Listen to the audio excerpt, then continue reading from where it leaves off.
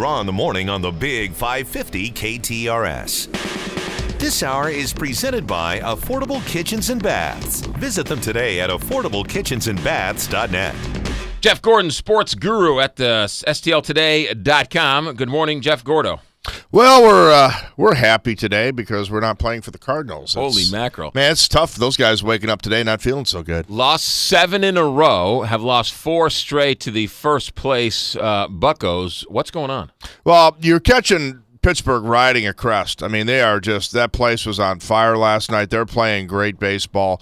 You're catching them at an awesome time. You just lost your most valuable player in Yadier Molina. You got a bunch of guys – not hitting at the same time. It's the sort of the perfect storm for the Cardinals to run into a major problem against the Pirates. It's an ebb and a flow season. And so the argument is, were they as good as they were, or are they as bad as they are now, or is it somewhere in between? Yeah, of course it's somewhere in between. You know, they got by hitting incredibly well with guys in scoring position. Freakishly good numbers with runners in scoring position. Well, that dried up. They were scoring runs without hitting home runs. They were just getting these opportunistic hits. They were finding ways to win with kids often pitching. They were they rode a wave for quite a while too, the Cardinals, and it looked coming out of the All-Star break that they were going to be fine, but then again they played terrible teams. 1 home run since the All-Star game. Yeah, it's pretty wild. I mean, you got power hitters on this team. You know, Holiday thought he had one last night, hit the yellow line, didn't quite go over the fence. They've got guys who can crush the ball on this team. That's what's so surprising. Is it time to panic? No, but you can get another week of this would put you in a pretty big hole. And in today's game, as we know, you don't want to get in that play-in game.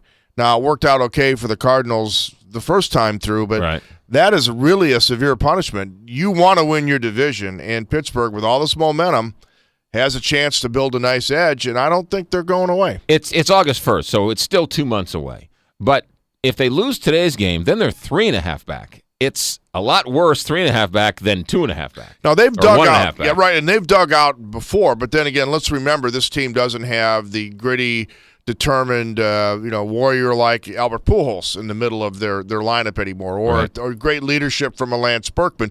This is kind of a new team. It's a younger team. Some guys are learning their way, and for me, the most interesting thing is all those guys who came in last year and rode that good wave of that big finish. You know, Shelby Miller, Trevor Rosenthal, Joe Kelly, Pete Kozma. Well, now these guys are getting a different test. Now they're in the middle of a serious swoon, and they're some of the guys they're looking to for help. How much do you put in the fact that these guys are young? They've not really played a full season. It's a wear and tear on your body, and so these young guys are really hitting a wall. Yeah, there's a lot to be said for that. Shelby Miller's a big guy on this team. This is his first time through. Joe Kelly trying to establish himself as his 5th starter. Pete Kozma, last year was magical for him as he came in and helped the team. Now it's the reality of the whole season.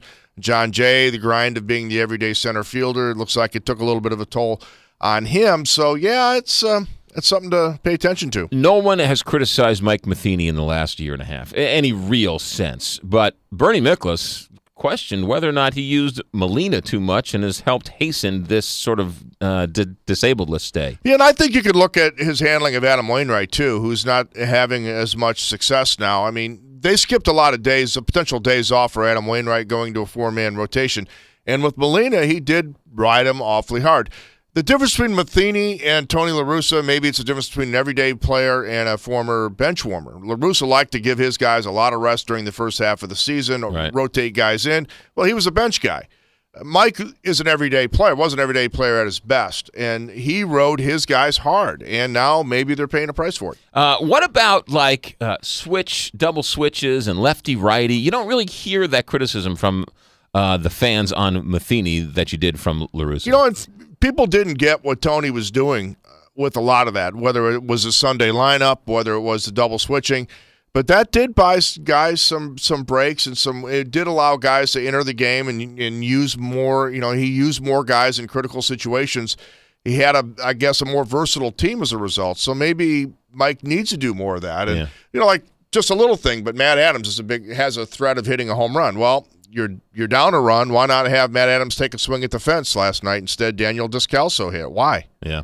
But then again, they've been winning, so you never question the wins. You only question when they start losing. Right, and I think if you look at the big picture with Mike, I mean, he's developed a lot of young players. The pitching atmosphere is tremendous. I think this team is growing.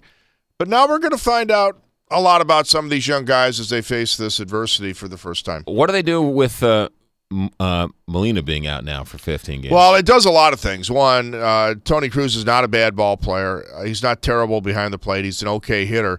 But it means David Freese better hit. It means John Jay's got to hit better. It means Cosmo's got to hit better. You take a big bat out of that lineup, but it's up to everybody to fill that offensive void. One guy can't do it. So the number one thing is more offense. Are we sure it's only 15 days? Could it be longer?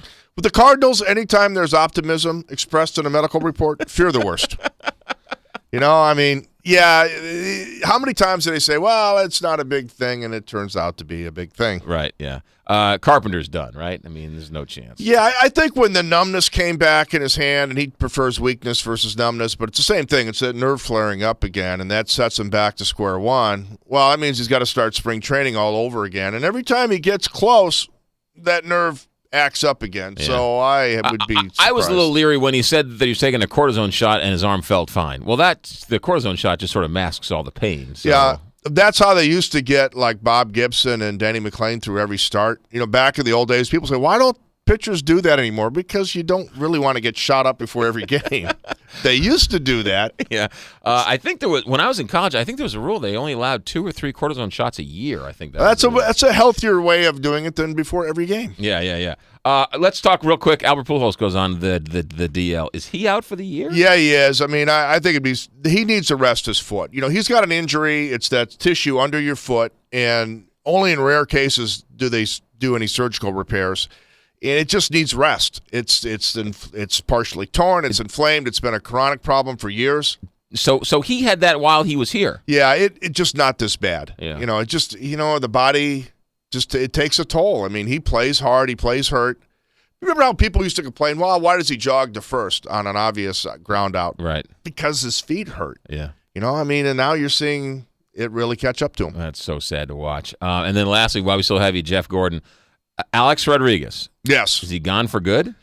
I think effectively so. He's going to try to avoid a lifetime ban, but at the end of the day, who's going to take him? Who's going to put him on the field? He's done. He's done. What a tragic figure. I mean, he kind of did it to himself, clearly. You're right. But he had the chance to break all the records. He did, and he'll have to plea bargain this and hope to have some sort of chance to come back, but not a likable teammate. Not a clutch player. He's a liar about the steroid thing. I mean, he's really everything they don't want in a baseball player. I mean, a guy that's just the opposite of a real ball player's ball player. Not only that, but while talking about the problems with steroids and going on a apology tour and raising awareness about the perils of steroids, he was taking steroids. Yeah, a really weak apology when he did it. And then for him to just, in the face of that, while he's doing that, keep jacking himself up. Well, I mean, he's trying to stay in the game. You get old. It's natural. You get old. And the Yankees still owe him $60-70 million. Gosh. Can you imagine having to write those checks? And oh my goodness. They're hoping for a lifetime ban, and the only way he gets that is if he just refuses to strike a deal. He's smart enough to strike a deal so he gets some money. So he's going to take a 2-year suspension this year, all of next year, or something, so that he gets the last 2 or 3 years. Well, yeah, then he refuses to retire, and he forces somebody to pay him. And I blame no one but the Yankees. He gave the Yankees an out. He was out. All he had to do was double bolt the door and move his stuff out to the sidewalk, and you were free. You were free. But they re-signed him. After he opted out, they re-signed him. It makes no sense. Oh, boy. Jeff Gordon, when can we read you in the STLtoday.com? We'll have more stuff up today on STLtoday.com, and later today I'll look back on the Colby Rasmus trade. Oh, good. Interesting, because now there's nobody left from the Rasmus trade. Meanwhile, he's hitting.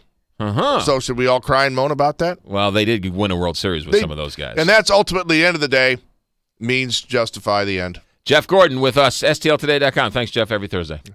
8:45, Big 550, KTR.